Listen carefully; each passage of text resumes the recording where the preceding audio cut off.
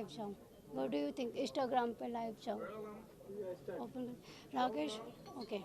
Okay start करें। Yes ready.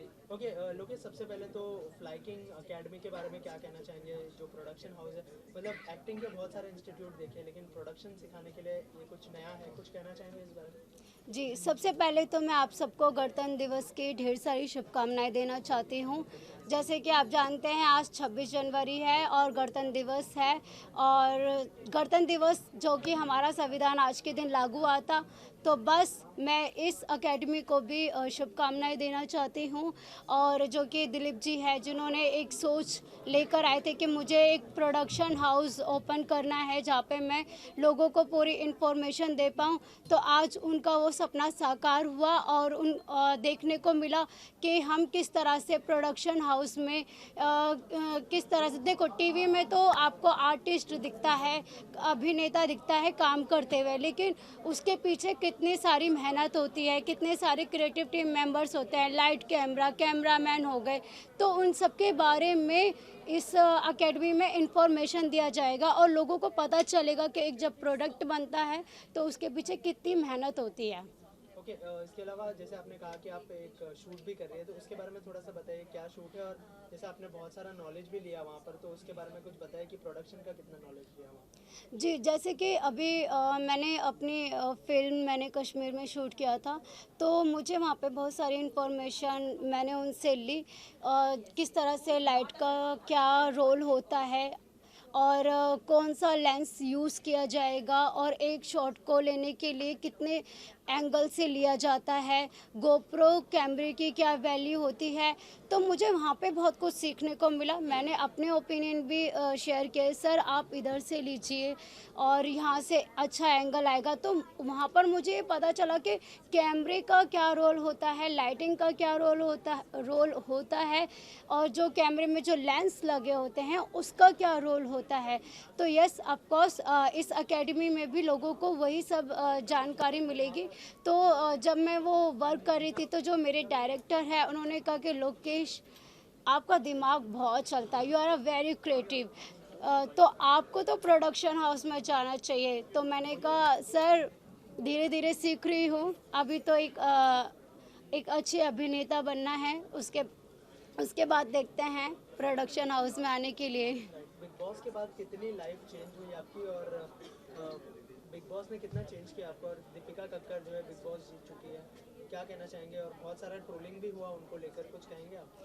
पहले तो मैं दीपिका कक्कर जी को बधाई देना चाहती हूँ। यस, ऑफ कोर्स वो डिज़र्व करती हैं। ज़रूरी नहीं है कि बिग बॉस में अगर आप लड़ाई झगड़ा करेंगे तो ही आप बिग बॉस के किंग बनेंगे, उसकी ट्रॉफी लेके जाएंगे। देखो, वो जैसी थी वो वैसी ही रही, उन्होंने ओवर नहीं किया, ओवर एक्टिंग नहीं की, ओवर जैसे उनको कंफर्टेबल लगा टास्क उन्होंने करा।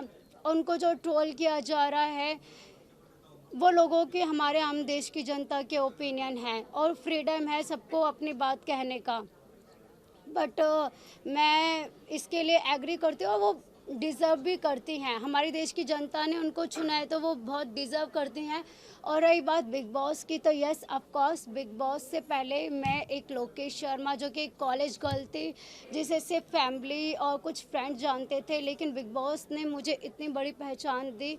आज मुझे पूरा इंडिया जानता है। जो मैं सपने देखती थी, पहले मैं सबके इंटरव्यूज़ देखती थी, अब मेरे इंटरव्यूज़ देखे जाते हैं। तो ये बिग बॉस की वजह से ये मुझे मिला है, मुझे एक अलग पहचान मिली है और इसकी मैं बहुत रिस्पेक्ट करती हूँ।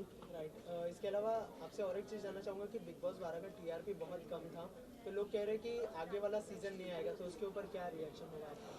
देखिए, ये तो टीआरपी तो कम है बिकॉज़ क्योंकि बिग बॉस में इस बार ज़्यादा धमाका देखने को नहीं मिला, क्योंकि इतने सारे धमाके ऑलरेडी ही सारे सीज़न में हो चुके हैं। स्वामी ओम जैसा करेक्टर इस बार नहीं आया था, तो धमाका ओबियसली थोड़ा कम पड़ जाता है। और जैसे कि डॉली बिंद्रा जी हो गए, इमाम जी हो गए, तो इन्होंने काफ़ी अच्छा एंटरटेन किया था अपने लेवल पर। और इस जब बिग बॉस का इतना सारा लेवल सब देख लेते हैं तो उन सबको ये भी पता रहता है कि बाहर आने के बाद एक लाइफ दूसरी भी स्टार्ट होती है, तो इमेज पे भी एक इफ़ेक्ट पड़ता है। आप जैसे दिखोगे लोग आपको वैसे ही जज करने लग जाते हैं। तो बस इस वजह से लोगों ने कभी थोड़ी सी धूम मचाई, थोड़े से शांत हो गए कि हाँ ज़्यादा वैसा नहीं दिखना चाहिए, मेरी नेगेटिव इमेज ज़्यादा नहीं दिखनी चाहिए। जब वो नॉमिनेट हो जाते हैं तो उनको धमाका तो करना है सरवाइव करने के लिए। तो ये तो उतार चढ़ाव आते हैं, तो उन्होंने बहुत देखा था, तो इतना दम तो नहीं दिखा। क्या कर सकते हैं, क्रिएटिव टीम से थोड़ी सी मिस्टेक हो गई। Okay, thank you so much. Thank you so much to all.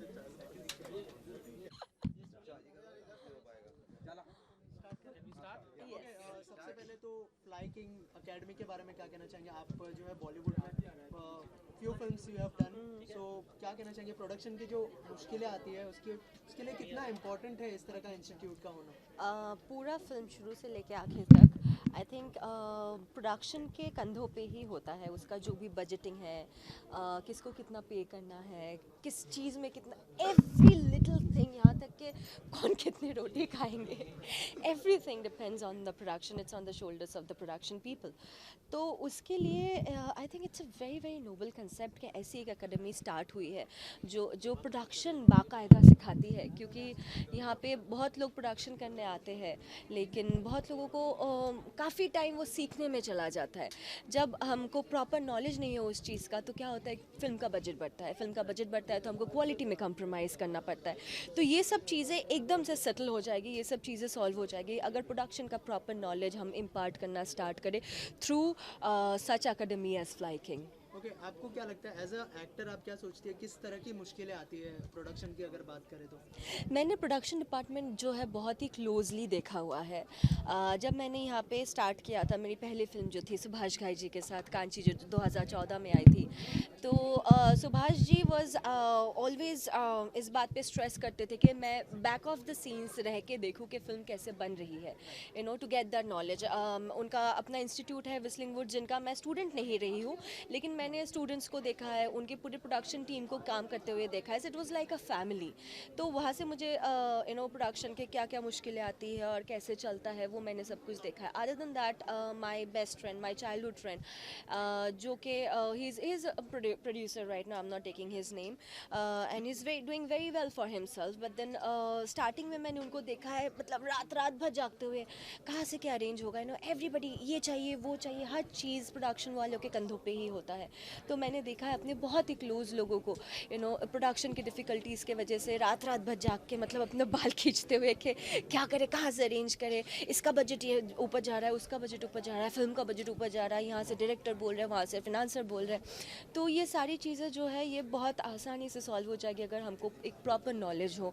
और ऑब्वियसली जैसा कि मैंने कहा, फिल्म का बजट बचेगा तो वही बजट हम फिल्म पे और ज़्यादा इन्वेस्ट कर सकते हैं। प्रोडक्शन का बजट बनेगा तो हम बेटर फिल्म्स बना सकते हैं। मिस्टर, इसके अलावा जो मणिकर्णिका रिलीज हुई है उसमें रानी लक्ष्मीबाई को बहुत अप्रिसिएशन मिल रहा है, लेकिन काशी बाई को भी उतना ही अप्रिसिएशन मिल रहा है, कितना प्राउड फील कर रही है आप? अच्छा, ऐसा है, मुझे पता नहीं कितना अप्रिसिएशन मिल रहा है अभी, अगर मिल रहा है तो thank you very much, and I am proud to be part of such a film जिसका सब्जेक्ट ही इतना नोबल है, यू नो, रानी लक्ष्मीबाई जो हर भारतीय नागरिक के दिल में बसी है। So that's why I am really proud that I am part of such a film. और नंबर्स में कितना बिलीव करती है? पहले दिन में 8 करोड़ का बिजनेस किया है ऐसा कहा जा रहा है फिल्म ने, तो नंबर्स में कितना बिलीव करती है और क्या कहेंगे जो कलेक्शन है उसके बारे में फिल्म की? मैं नंबर्स में उतना ज़्यादा बिलीव नहीं करती हूँ, लेकिन करना पड़ेगा क्योंकि आजकल का ट्रेंड ही वही है। वी ऑलवेज काउंट सक्सेस, और हर चीज़ का वो यू नो बिज़नेस कैसा कर रहा है फिल्म, उसी पे डिपेंड करता है। तो मैं पर्सनली बिलीव करूँ या ना करूँ, तो ये हमारा रिक्वायरमेंट है, तो वो तो करना ही पड़ेगा। इट्स वेरी गुड कि फर्स्ट डे इतना कमाया है, हम चाहते हैं ये 500 करोड़ तक पहुँचे। ओके, लास्टली जिसने फिल्म नहीं देखी है उसको क्या कहना चाहेंगे आप? आई एम श्योर हर कोई, जो भी हमारे देश के जनता, जो भी हमारे देश की जनता है, वो हर कोई अभी नहीं देखी होगी किसी कारणवश, तो वो ज़रूर जाएंगे और मणिकर्णिका देखेंगे, क्योंकि रानी लक्ष्मीबाई हम सबके लिए हीरो है। सो आई एम श्योर कि हर भारतीय नागरिक इसको देखना चाहेगा। Thank you so much and all the best.